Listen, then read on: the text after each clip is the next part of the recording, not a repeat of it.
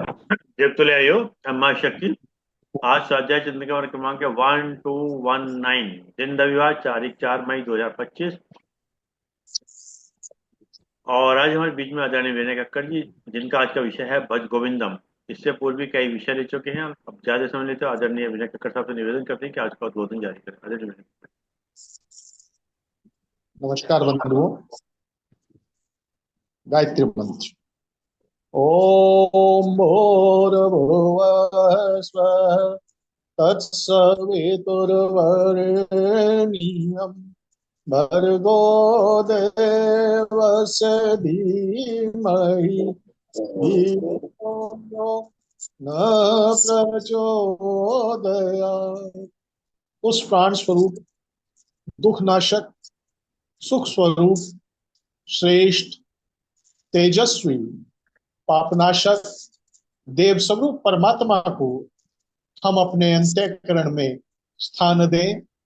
वह परमात्मा हमारी बुद्धि को सन्मार्ग की ओर प्रेरित करे। वह परमात्मा हमारी बुद्धि को सन्मार्ग की ओर प्रेरित करे। ओम गुरु ब्रह्मा, गुरु विष्णु, गुरु देवो महेश्वर, गुरु साक्षात पर ब्रह्म, तस्मै श्री गुरुवे नमः। अखंड मंडलाकारं व्याप्तं येन चराचरं तत्पदं दर्शितं येन तस्मै श्री गुरुवे नमः। मातृवत लालित्री च पितृवत मार्गदर्शिका नमोस्तु गुरु सत्ताय श्रद्धा प्रज्ञा युता च। ओम श्री गुरुदेवाय नमः। ओम श्री गुरुदेवाय नमः। ओम श्री गुरुदेवाय नमः। ओम विश्वानि देव सर्वितर दुरितानि परासु यद भद्रम तन्यासु। ओम शांति शांति शांति। बंधुओं, आज का विषय है भज गोविंद। सीधे साधे शब्दों में कहें तो गोविंद को भज। भज गोविंदम शब्द को लिया गया शंकराचार्य जी, आदि शंकर, ये उनकी एक बड़ी रचना, महत्वपूर्ण रचना रही है। रचना का नाम भी भज गोविंदम। बहुत छोटा सा ग्रंथ है, परंतु आदि शंकर की यह रचना बड़ी महत्वपूर्ण है। इसमें आदि शंकर ने वेदांत के मूल आधार को लेते हुए शिक्षा दी है, ताकि इसको सुनने वाले, इसको मनन करने वाले, उनमें अद्वैत के प्रति भाव उत्पन्न हो और वह गोविंद के प्रति समर्पित हो, भगवान के प्रति समर्पित हो। ये सारे श्लोक जो इसमें हैं, ये सब गायन वाले श्लोक हैं, गाए जा सकते हैं।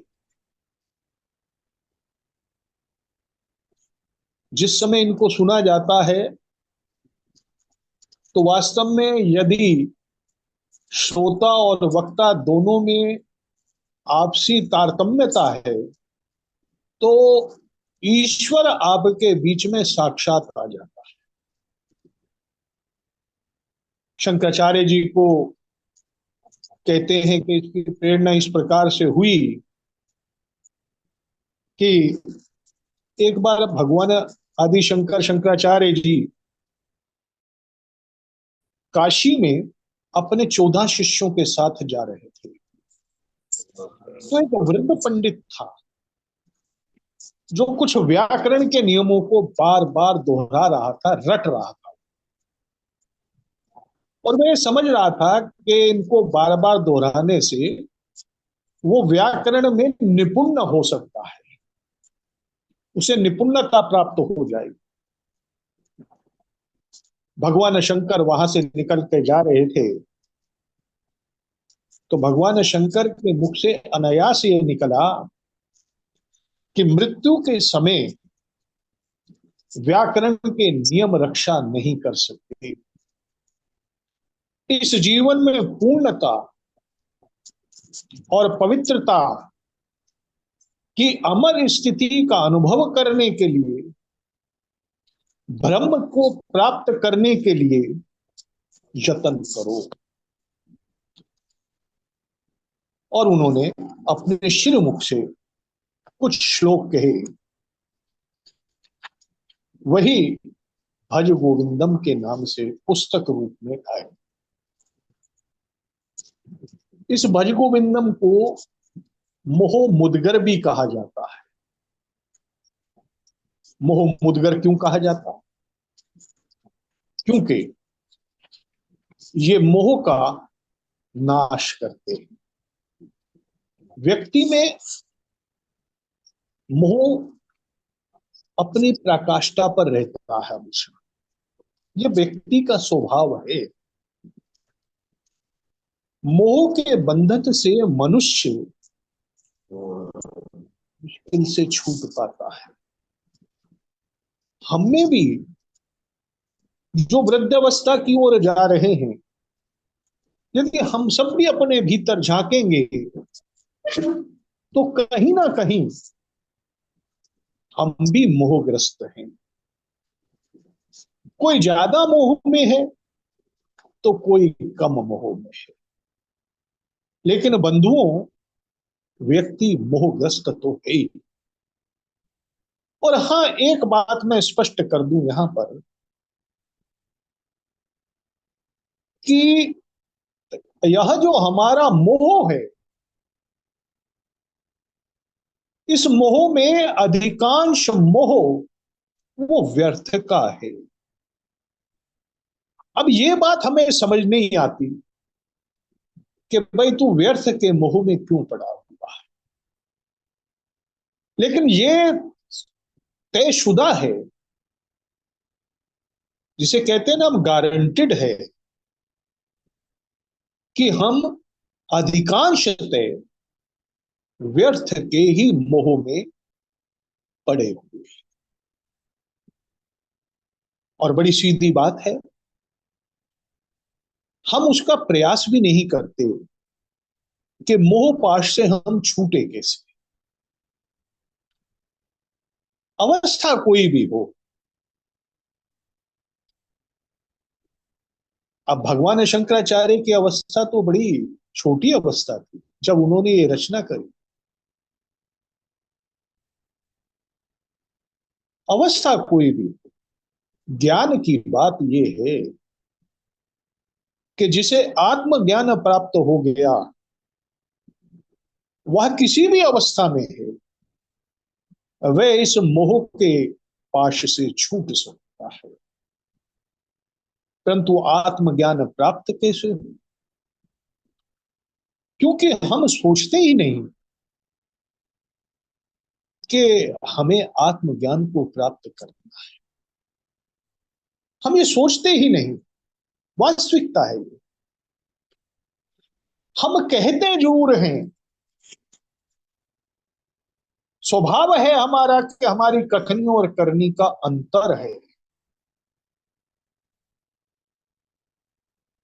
मन में कभी कभी आ जाता है, लेकिन हम यत्न नहीं करते। हम यत्न नहीं। और यत्न यदि करते भी हैं तो बंधुओं, आधे अधूरे मन से ही हम यत्न करते हैं। और आधे अधूरे मन से किया गया यत्न, उसमें असफलता ही प्राप्त होती है। यदि किसी यत्न में आपको सफलता प्राप्त करनी है तो आपको मन से दृढ़ प्रतिज्ञ होना पड़ेगा। आधे अधूरेपन की स्थिति से उभरना पड़ेगा। और जब आप आधे अधूरेपन की स्थिति से उभर जाएंगे तो यकीन मानिए प्रेम मार्ग आपको प्राप्त हो ही जाए। हम किसी लोभ में हैं, हम किसी मृग तृष्णा में हैं, और ये मृग तृष्णा जीवन के अंत तक हमारा साथ नहीं छोड़ना चाहती। हम जीवन के अंत तक भी इस मृग तृष्णा को पकड़े रहना चाहते हैं। ये बड़ी विचित्र स्थिति है। जानते हुए, मानते हुए हम उस मृग तृष्णा को छोड़ना नहीं चाहते। उसने थोड़ी हमें पकड़ा हुआ है, मेरे मित्रों, पकड़ा तो हमने हुआ है उसे।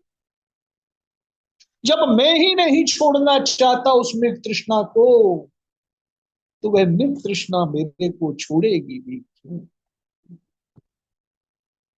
मैं ही उस राह पर नहीं चलना चाहता जिस राह पर चलने के लिए मेरे परम प्रिय प्रभु ने मुझे यहां भेजा है। मैं ही एक स्वयं में भटका हुआ राही,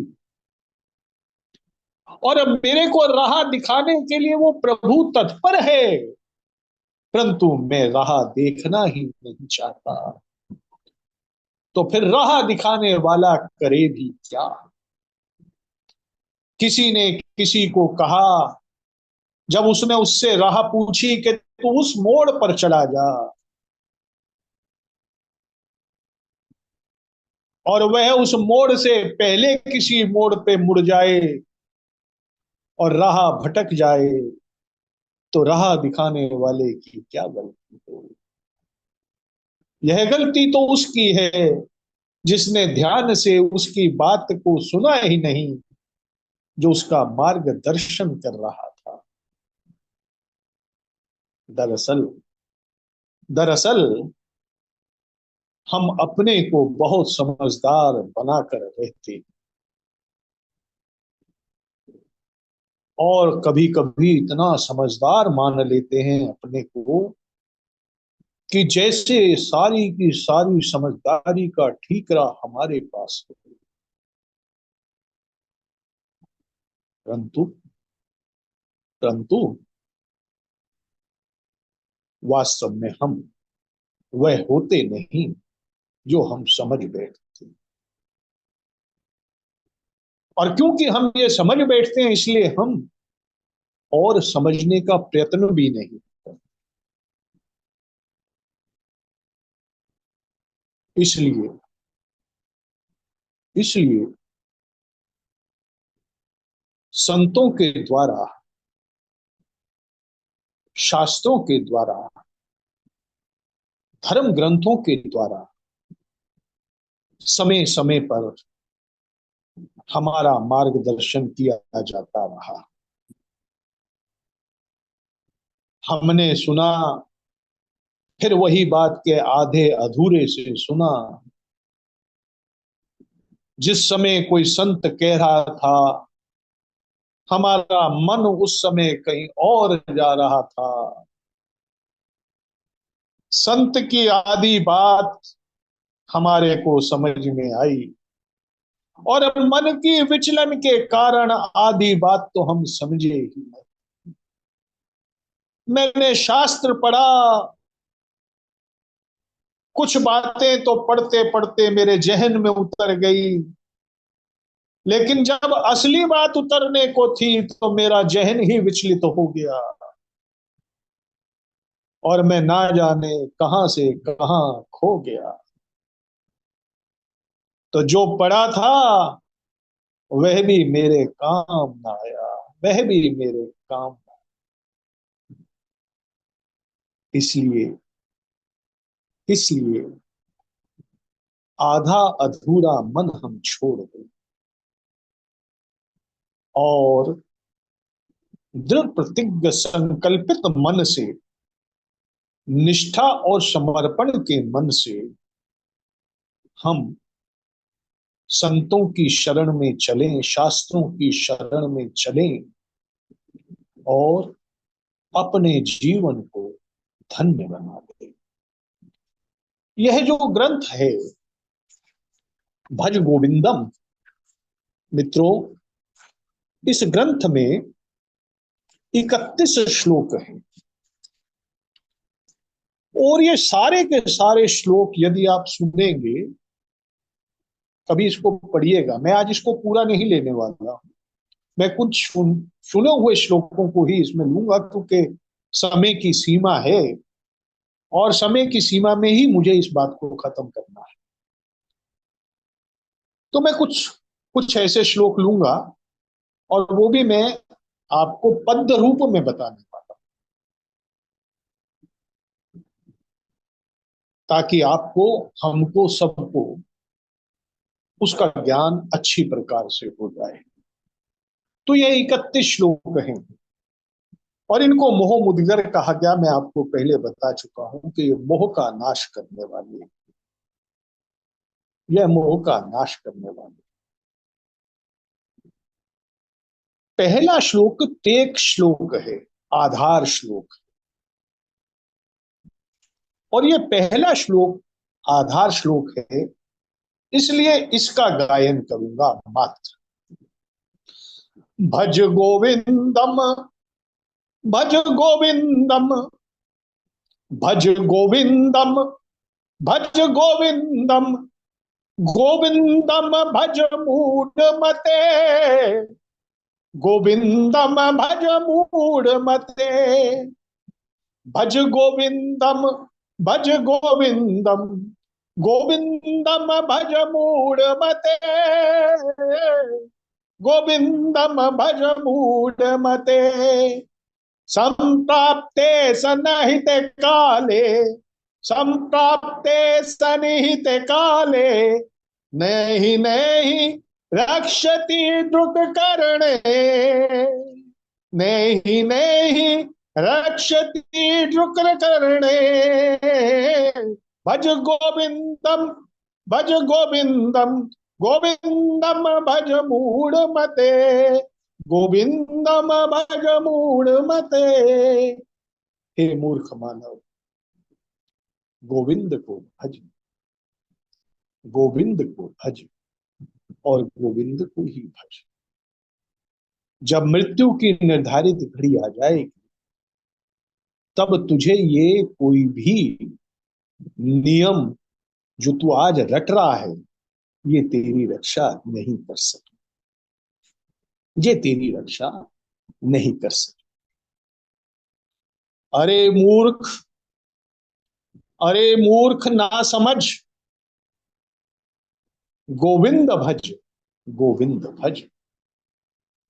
अरे मूर्ख ना समझ, गोविंद भज, गोविंद भज। मृत्यु पास आ रही, ना समझ ये जान ले, मृत्यु पास आ रही, ना समझ ये जान ले। नहीं छूटेगा कभी भी तू, नहीं छूटेगा कभी भी तू, मृत्यु के पाश से निरर्थक बहना छोड़, रहा सही जान ले रे मूढ़, अब तो सुन भज गोविंदम, भज गोविंदम, भज गोविंदम जान रे मूढ़, अब तो सुन भज गोविंदम, भज गोविंदम, भज गोविंदम जान ले।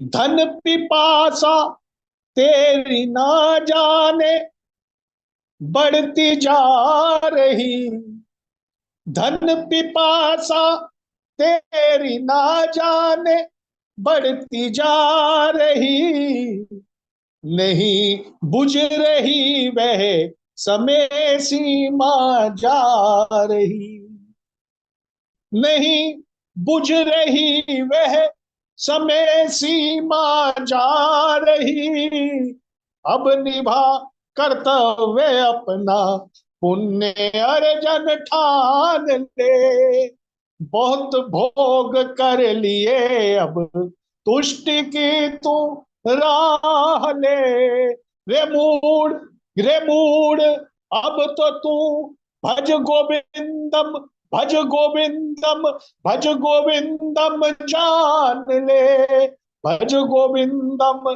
भज गोविंदम, भज गोविंदम जान ले। कौन पत्नी, कौन बंधु, कौन है बेटा तेरा, कौन पत्नी, कौन बंधु, कौन है बेटा तेरा, जब अकेला जाना तुझे फिर क्यों यूं सिमट रहा। कौन तू, कौन तू, कहां से आया यह तो तू जान ले, वक्त हाथ से जा रहा न बन नादान रे। रे मूड, रे मूड, अब तो सुन, भज गोविंदम, भज गोविंदम, भज गोविंदम जान ले, भज गोविंदम जान ले। जन्म, जन्म कितने पाए तूने, मरा कितनी बार रे, जन्म कितने पाए तूने, मरा तू कितनी बार रे।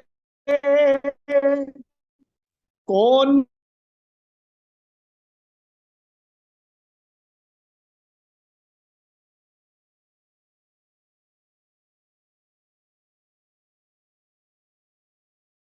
हूँ इस अथाह सागर में जैसे हार रे, पार नहीं कर पाया इसे तू एक बार रे। रे मूड, रे मूड, अब तो तू सुन, भज गोविंदम, भज गोविंदम, भज गोविंदम जान ले। मैं कौन हूं तू कौन है, मैं कौन हूं तू कौन है, क्या मेरा लक्ष्य रे। मैं कौन हूं तू कौन है, क्या मेरा लक्ष्य रे। भटका हुआ राही में राका ना ज्ञान रे, पाप करता रहा सदा में पुण्य से अनजान था, पाप करता रहा सदा में पुण्य से अनजान था।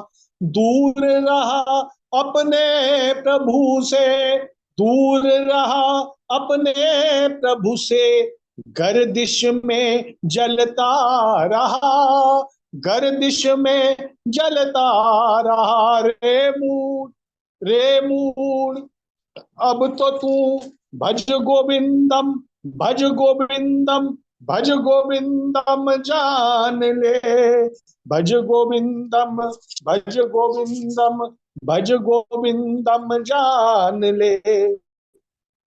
देह से छीन तू, देह से छीन तू फिर भी कामना से भरा, देह से छीन तू फिर भी कामना से भरा।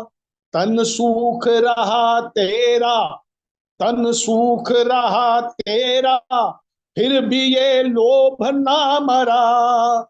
धन गया संबंधहीन परिवार से मोह भरा, क्या यही तेरा संसार है जिसमें कुछ ना बचा।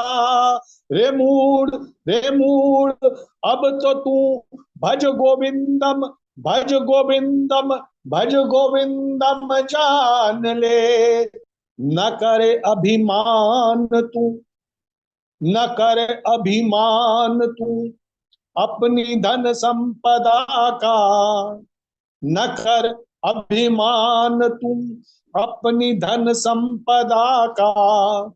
नहीं रहने वाले हैं, नहीं रहने वाले हैं तेरे पास यह सदा, नहीं रहने वाले हैं तेरे पास यह सदा। यह सब है मात्र मिथ्या यह तू जान ले, यह सब है मात्र मिथ्या यह तू जान ले। भूल जा, भूल जा, भूल जा अपना पराया, एक ब्रह्म तू जान ले। भूल जा अपना पराया, एक ब्रह्म तू जान ले।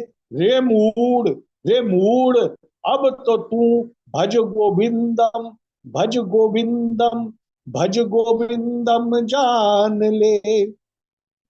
ना समझ था बालपन में, खोया रहा खेल में। ना समझ था बालपन में, खोया रहा खेल में। तरुण हुआ तो सोया रहा कामनी की गोद में। तरुण हुआ तो सोया रहा कामनी की गोद में। वृद्ध हो गया, वृद्ध हो गया, फिर भी रह रहा मोह में। अरे चेत जा, अरे चेत जा, अब तो जरा तू चेत जा।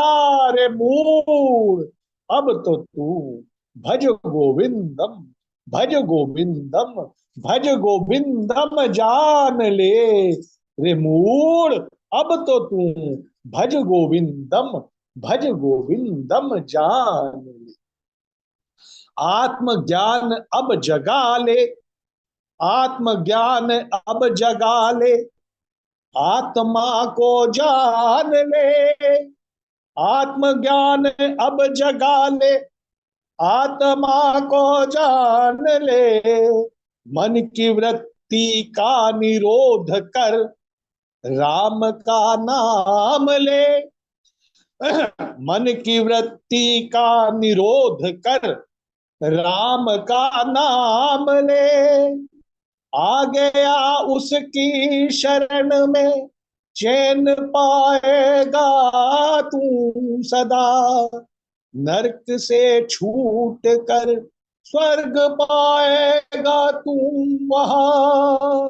नरक से छूट कर स्वर्ग पाएगा तू वहां। रे मूड, रे मूड, अब तो तू भज गोविंदम, भज गोविंदम, भज गोविंदम जान ले।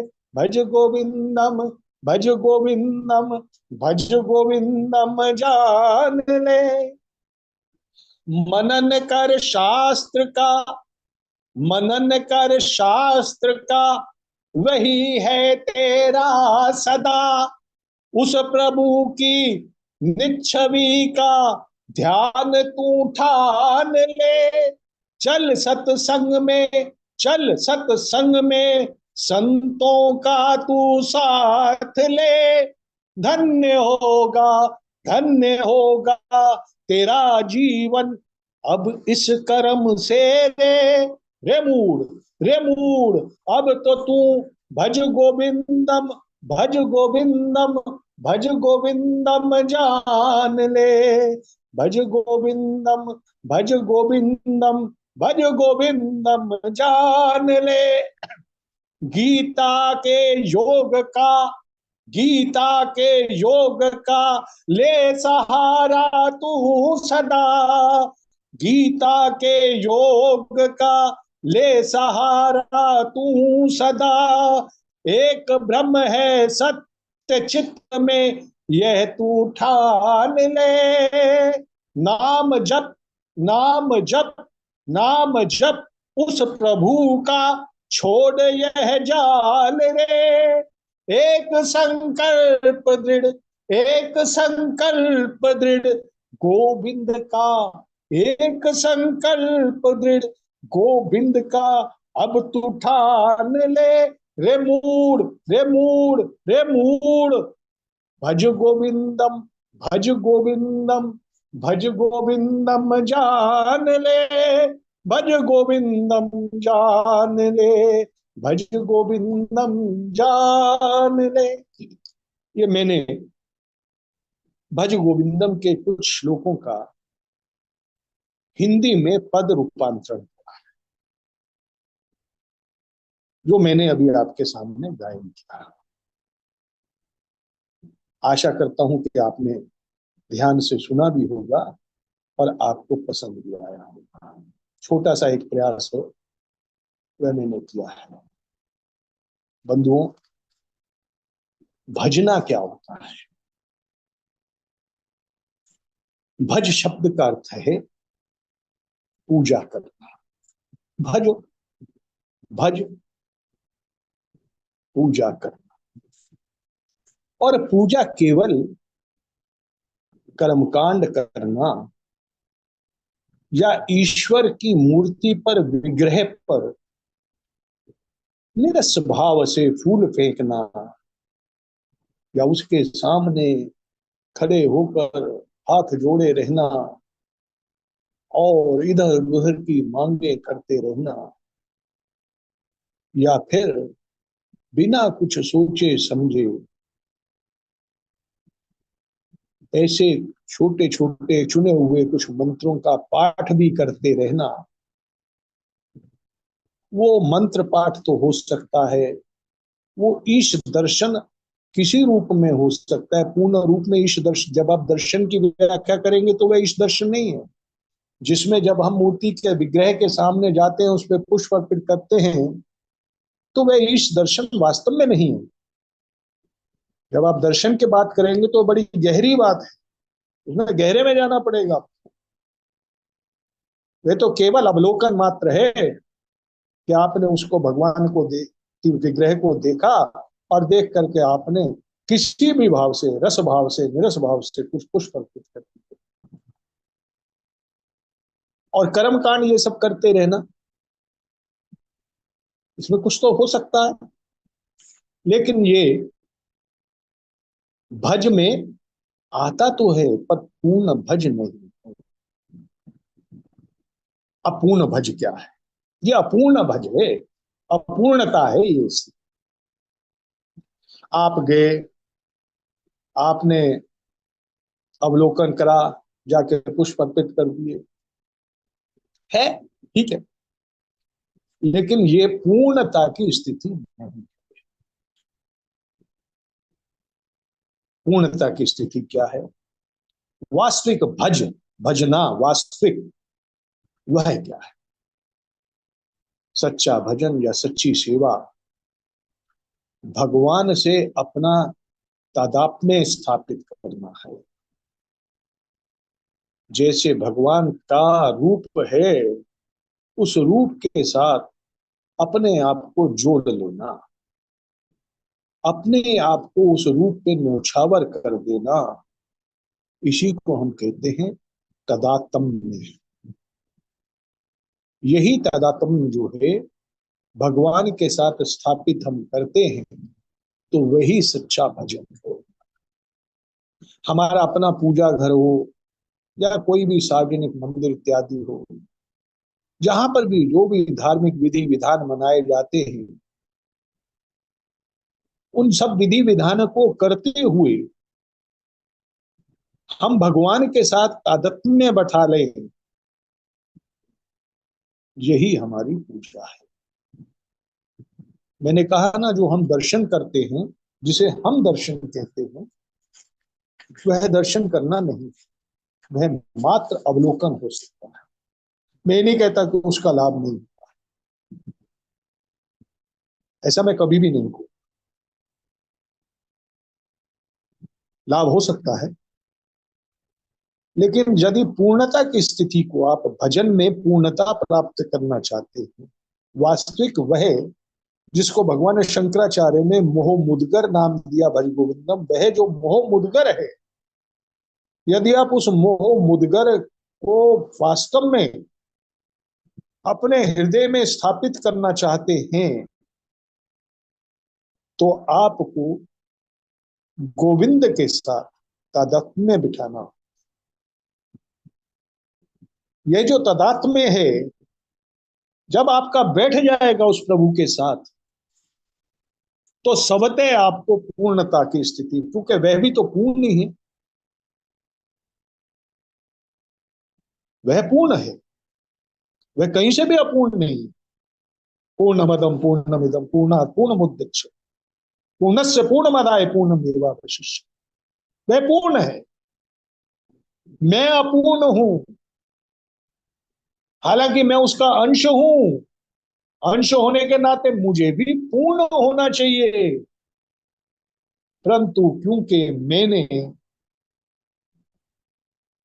उसकी राह को नहीं चुना, मैं भज गोविंदम नहीं किया, मैं गोविंद से जुड़ा ही नहीं, तो मैं पूर्ण होकर के भी उस पूर्ण को प्राप्त नहीं कर पाया। और मैं अपूर्ण का अपूर्ण ही रहा, इसलिए मैंने कहा रे मूढ़, अब तो तू भज गोविंदम, भज गोविंदम जान रहे।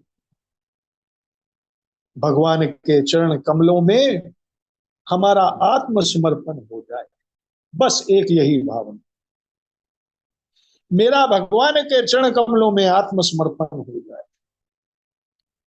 तो मैं भज गोविंदम को जान। अब ये आत्मसमर्पण कैसे हो? भगवान के चरण कमलों में इस आत्मसमर्पण के 9 भेद बताए गए। पहला श्रवणम, भगवान के गुणों को ध्यान से सुनना। तो मैंने कहा था कि आप आधे अधूरे मन से, हम, मैं भी उसमें आता हूं, आधे अधूरे मन से जब किसी काम को करते हैं, कोई भी यत्न जो हम आधे अधूरे मन से करते हैं, उसमें हमें सफलता प्राप्त नहीं होती। तो भगवान के गुणों को भी आधे अधूरे मन से सुनना कोई सुनना नहीं है, वह श्रवणम नहीं। क्योंकि जो कुछ आप सुन के आओगे, मन तो आपका था नहीं, तो उसका ना तो आप पे कोई असर होने वाला है, ना वह आपके पास चिर स्थायी रूप से वह गुण आपको याद रहने वाले हैं। ये भी आप चाहें, जब आप किसी चीज को ध्यान से सुनते हैं तो आप उसमें बहुत कुछ प्राप्त कर लेते। हम जब पढ़ते थे तो अपने अध्यापक की बात को जब जब ध्यान से सुना, वह बातें आज भी याद हैं। यानी जो बातें हमको 60 वर्ष पहले पढ़ाई गई, वह बातें आज भी हमें याद हैं। वो सारी बातें जो हमने ध्यान से सुनी वो ही हमें याद है। लेकिन जब हमारा ध्यान विचलित हुआ, जब जब हम वो सब बातें भूल चुके हैं, वह विस्मृति में है। हाँ, कभी कभी याद आ जाता है जब हम खुद उसको पढ़ने बैठते हैं, अरे कभी ये टीचर ने हमें पढ़ाया बताया। तो भगवान के गुणों को ध्यान से सुनना, श्रवण करना, ये है श्रवणम। कीर्तनम, वह हमारा प्रियतम है, वह प्रभु हमारा प्रियतम है। उस प्रियतम के गुणों का गान करना। गायन एक थेरेपी है, आप ये जाने। गायन एक थेरेपी है। गायन से कई बीमारियां भी दूर हो सकती।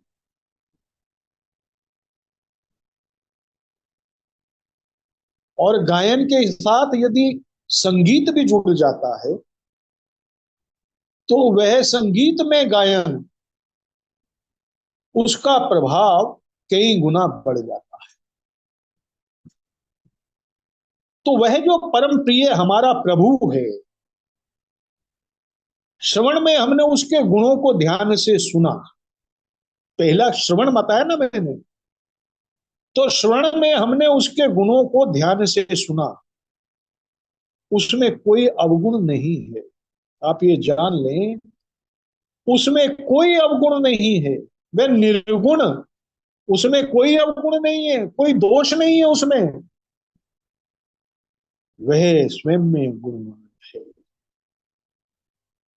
उसके गुणों को हम ध्यान से सुने और फिर उन सुने हुए, ध्यान से सुने हुए गुणों का हम गायन करें, वह गायन हमारा कीर्तनम हो जाता है। जैसे मैंने अभी आपको भज गोविंदम के कुछ श्लोकों का गायन करके सुनाया, तो ये गायन एक प्रकार से हमारा कीर्तन हुआ, थोड़ी देर का एक हमारा कीर्तन हो गया।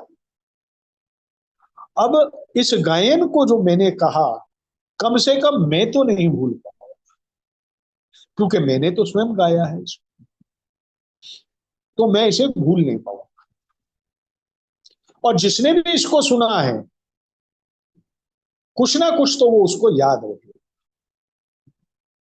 तो भगवान के गुणों का श्रवण करना और भगवान के गुणों को श्रवण करने के पश्चात उसका कीर्तन, और तीसरा है स्मरणम, भगवान के सौंदर्य और प्रकृति का निरंतर चिंतन करो, निरंतर। मैं अपने प्रभु का चिंतन निरंतर निरंतर करूं, यह निरंतरता हमारी टूटे न। तुलसीदास जी ने जब पूरी रामचरितमानस लिख दी, तो अंत में उन्होंने क्या कहा? काम ही प्यारी नारी जिमी, काम ही प्यारी नारी जिमी, लोभ ही प्रिय जिमीदार, तिमि रघुनाथ निरंतर प्रिय, तिमि रघुनाथ निरंतर प्रिय, लागो मोही राम। निरंतर, निरंतर का जो स्मरण है, निरंतरता के साथ यूं उसमें आता, हे प्रभु आप मुझे निरंतर में आपका स्मरण करें, मैं निरंतर स्मरण करता हूं। ये जीवन तो एक यज्ञ है ना। भगवान कृष्ण ने यज्ञ को एक नई विधा दी। यज्ञ सिर्फ कर्म कांड तक सीमित हो गया था, लेकिन गीता में भगवान ने यज्ञ को एक नई दिशा दी। जीवन की प्रत्येक स्पंदन को भगवान ने यज्ञ बना। हमारे गुरुदेव क्या करते थे कि यज्ञ में जीवन, हमारा जीवन ही यज्ञ बन गया। ऐसा जीवन हम जिए, वह जीवन हमारा यज्ञ बन। तो केवल यज्ञ में अग्नि के समक्ष आहुतियां डालनी वह यज्ञ है, लेकिन अपनी आहुतियों को हम उस प्रभु रूपी यज्ञ में किस प्रकार डालेंगे, वह एक निरंतरता का यज्ञ है। तो यह जीवन एक निरंतर यज्ञ है। और जब इसका भास मुझे रहेगा कि मैं निरंतर एक यज्ञ कर रहा हूं और यज्ञ कर्म में मुझे गलत आहुति नहीं डालनी है, मैंने अगर यज्ञ कर्म में मिर्च की आहुति डाल दी, अग्नि को मिर्च समर्पित कर दी, तो अग्नि तो उसे ग्रहण कर लेगी। अग्नि का तो स्वभाव है जो दोगे ग्रहण कर ले, लेकिन जो आपको वापस मिलेगा आप नहीं ग्रहण कर पाओ, क्योंकि आपको तुरंत छींक ही छींक आने लगेंगी और आप उस यज्ञ कर्म से तुरंत। तो इसलिए यज्ञ कर्म में आहुतियां हमारी शुद्ध भाव की हो, स्वभाव की आहुतियां हो, सत्कर्म की आहुतियां हो और सत्य सामग्री की आहुति। तो यह जीवन हमारा यज्ञ है। इस यज्ञीय जीवन में हम अपने कर्म की आहुति डालते हैं, अपने वचनों की आहुति डालते हैं, अपने चिंतन की आहुति डालते हैं, अपने मनन की आहुति डालते हैं। तो हमारा चिंतन, हमारा मनन, हमारा विचार, हमारा कर्म शुद्ध हो, हम उसकी आहुति डालते हैं। यह तब होगा जब हमें निरंतरता का आभास रहेगा। निरंतरता का आभास, मैं क्यों भूल जाता हूं कि मुझे कोई देख रहा है?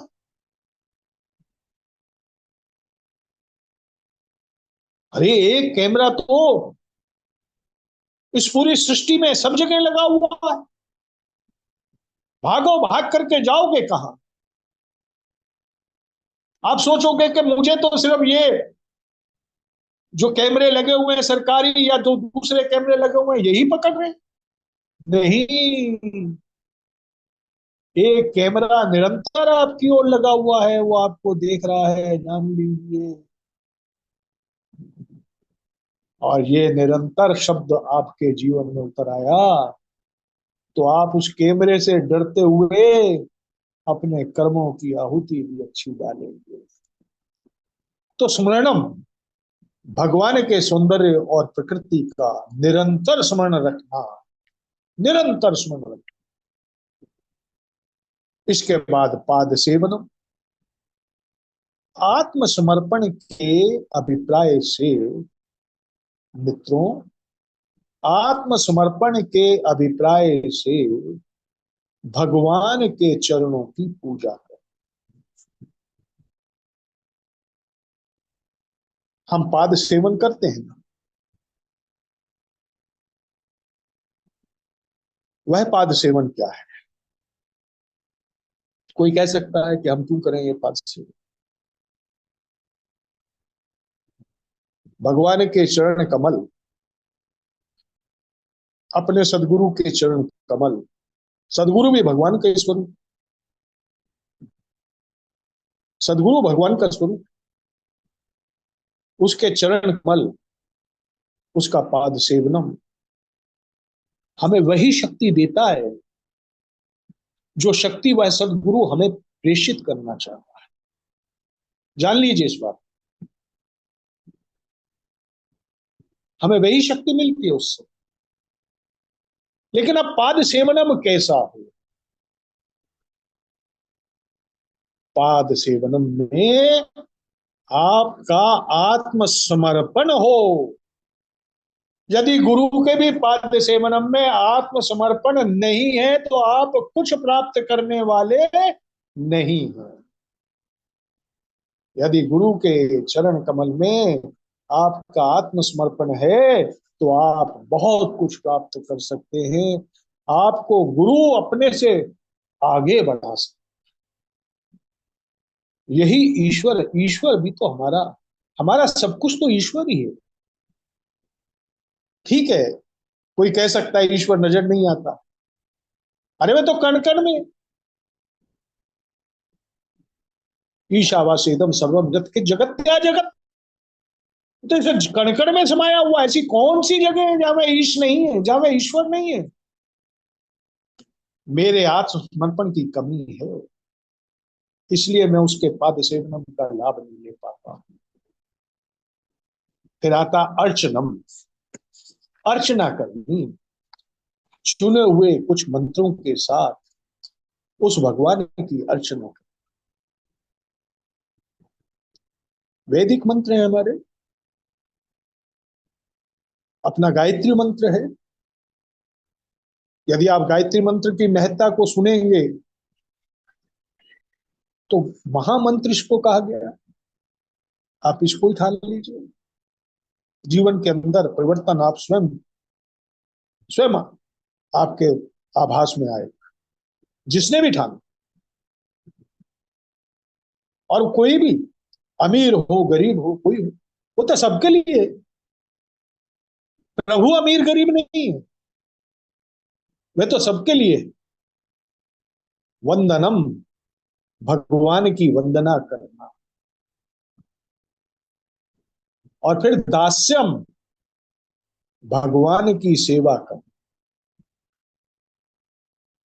और फिर आता है सख्यम, सखा भाव से, प्रेम पूर्वक, मित्रवत भगवान की आराधना करना।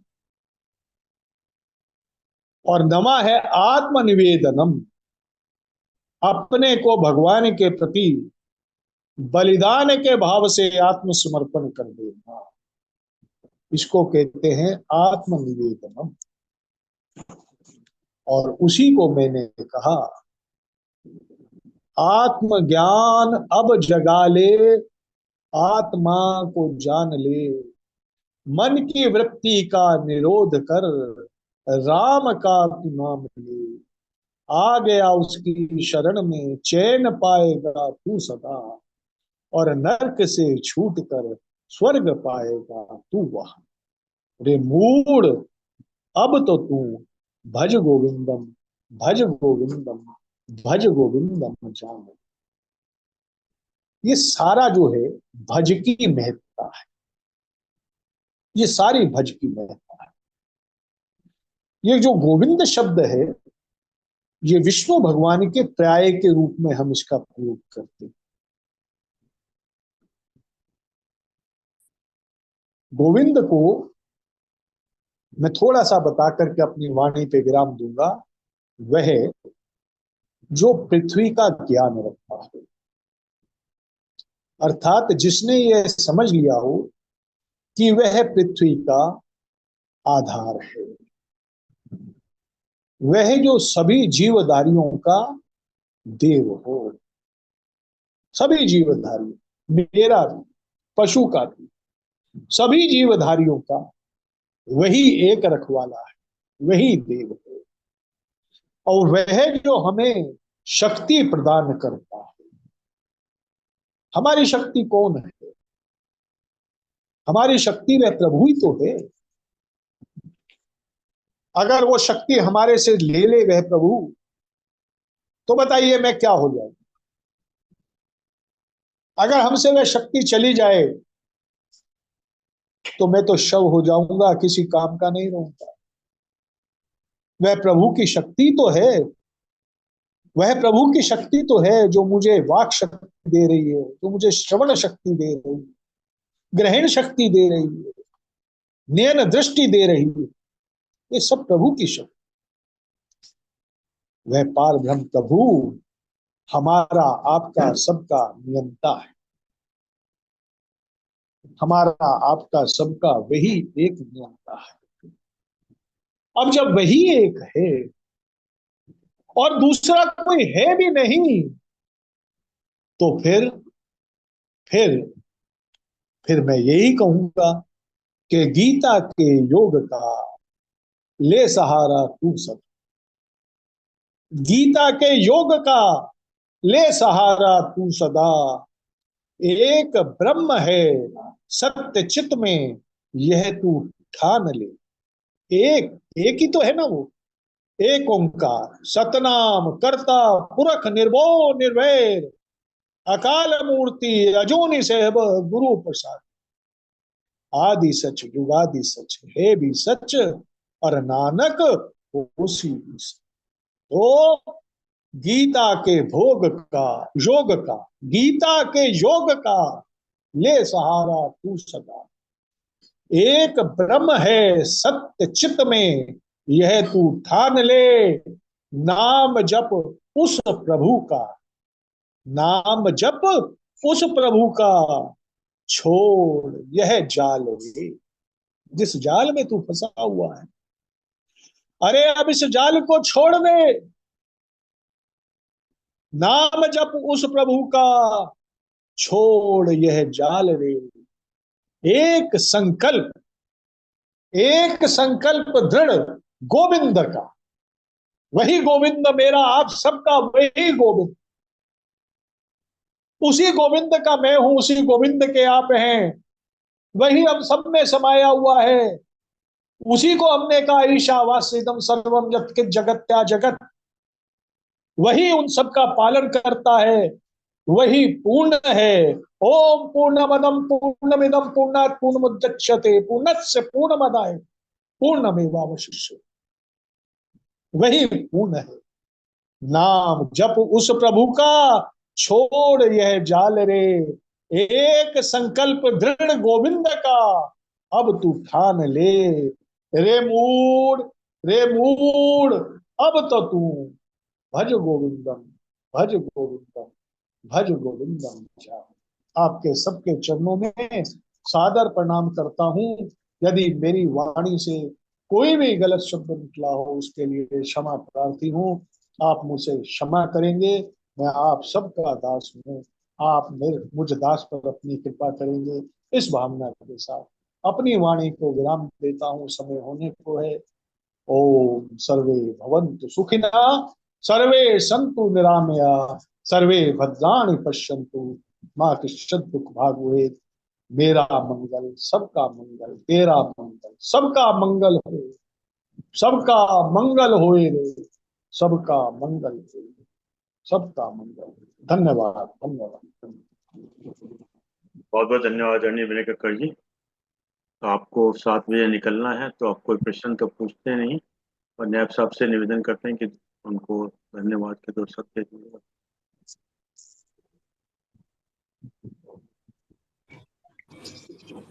भाई साहब, बहुत बहुत धन्यवाद आदरणीय श्री कक्कड़ साहब। हमेशा की तरह आप अवेलेबल हो जाते हैं। जिसमें मैंने थोड़ा लेट ज्वाइन किया, जिसमें मैंने ज्वाइन किया भजन गा रहे थे भज गोविंदम, और बाद में इसका बड़ा अच्छा विश्लेषण भी आपने किया एक एक शब्द का। और कहते हैं समर्पण, भज गोविंदम का मतलब अगर एक आम भाषा में लगाया जाए, जिसको हम लोग को समझना भी चाहिए, वो यही कि अपने आप को समर्पित कर दो, पूर्णतः समर्पित कर दो, गोविंद के प्रति समर्पित करूं। जो कर रहा वही कर रहा है, जो हो रहा है उसी के कहने के अनुसार हो रहा है, और जो आगे भी होना है उसी के अनुसार होना है। बस उसका नाम समर्पित भाव से लेते रहो, उसी के प्रति समर्पित रहो। इसी को आपने बड़े अच्छे शब्दों में भाव विवल होकर और पूरे भावपूर्ण भाषा में कह लीजिए, भावपूर्ण मुद्रा में कह लीजिए, और भावपूर्ण आवेश जिसे कहते हैं कि भजन का होता है, उसके अंदर जो आपने बड़े सुंदर तरीके से इसको प्रस्तुत किया। आप हमेशा की तरह से अपनी प्रखरता से हमको कोई ना कोई नया विषय ला के समझाते हैं। आज भी एक बहुत सामयिक, मतलब जो हम लोग रोजमर्रा की चीज है कि हम लोग नाम तो बहुत लेते हैं ईश्वर का, उनको प्रणाम भी बहुत करते हैं, पूजा भी बहुत करते हैं, लेकिन समर्पण की कहीं ना कहीं कमी रहती है। आप कुछ मत करिए, फूल मत चढ़ाइए, जल मत चढ़ाइए, माथा मत टेकिए, मैं तो माथे मत टेकिए, समर्पित भाव से रहिए। हम तो उसी के संतान हैं, हम तो उसी के द्वारा जो कुछ भी है वही है। हम अगर हम माथा टेक रहे तो वही हमको प्रेरित कर रहा है, अगर पुष्प चढ़ा रहे तो वही प्रेरित कर रहा है, जल चढ़ा रहे तो वही प्रेरित कर रहा है, अगर कुछ नहीं कर रहे तब भी वही प्रेरित कर रहा है, लेकिन जो कुछ कर रहा है वही कर रहा है। इस भावना के साथ जीवन जिएंगे तो कहीं पराजय हो ही नहीं सकती, ना दुख हो सकता, ना कष्ट हो सकता। जो हो रहा उसका हो रहा, हमारा तो कुछ हो नहीं रहा। हम तो खाली पुतलियां मात्र हैं उसके हाथ की। तो इस चीज को आपने बड़े सुंदर शब्दों में इसकी व्याख्या की। आपके आज के उद्बोधन के लिए, ओजपूर्ण उद्बोधन के लिए बहुत बहुत धन्यवाद। धन्यवाद, धन्यवाद। बहुत बहुत धन्यवाद आदरणीय अंकित साहब, बहुत बहुत धन्यवाद आदरणीय विनय कक्कड़ जी। आपने समय निकाल के समय दिया, क्योंकि आपको जाना है, इसलिए हम कोई प्रश्न नहीं पूछ सके। अब 7 बजने वाले हैं, तो जैसा कि, और जूम के लोगों का विशेष रूप से धन्यवाद कि आपने समय निकाल कर दिया। जैसा कि एक विचार था, तो 3 बार ओम के साथ अपनी बात को समाप्त करते हैं। आज का विचार वेद मूर्ति तपोनिष्ठ पंडित श्री राम शर्मा जी का है। चार चार जहां तक मैंने समझा है कि फोकट नाम की चीज दुनिया में कोई नहीं है। जहां तक मैंने समझा है कि फोकट नाम की चीज दुनिया में कोई नहीं है। नहीं साहब, हमने तो यही सुना है कि देवताओं से और गुरु से फोकट में आशीर्वाद मिल सकता है। नहीं साहब, हमने तो यही सुना है कि देवताओं से और गुरु से फोकट में आशीर्वाद मिल सकता है। बेटे, आशीर्वाद मिल भी सकता है, पर अगले जन्म में तुझे कर्ज के रूप में देना पड़ेगा। बिल्कुल, बेटे, आशीर्वाद बिल्कुल। मिल भी सकता है, पर अगले जन्म में तुझे कर्ज के रूप में देना पड़ेगा। फोकट में लेना और फोकट में खाना, अपने आप को दीन बनाना, दज बनाना, नीच बनाना और जलील बनाना एक बराबर है। वाह, बहुत सुंदर, बहुत फोकट बहुत में बहुत। लेना और फोकट में खाना, अपने आप को दीन बनाना, दज बनाना और नीच बनाना और जलील बनाना एक बराबर है। भगवान के सामने हमको जलील नहीं बनना चाहिए। बहुत अच्छे, सही। भगवान के सामने हमको जलील नहीं बनना चाहिए। जलालत हमको नामंजूर है। सही है, जलालत सही। हमको नामंजूर है। बहुत अच्छा। आइए 3 बार उनको ओ ओ, ओ, ओ, ओ,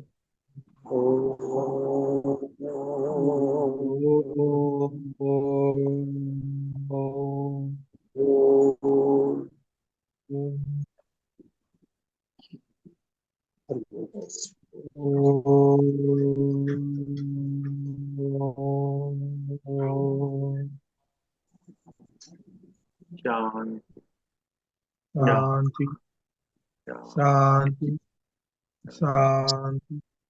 सभी प्रणाम, सभी प्रणाम, सभी प्रणाम।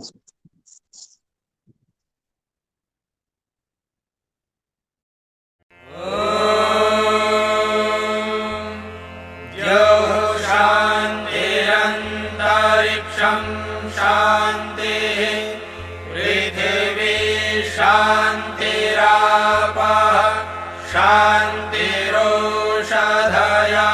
शान्तिः वनस्पतयः शान्तिर्विश्वे देवाः शान्तिर्ब्रह्म शान्तिः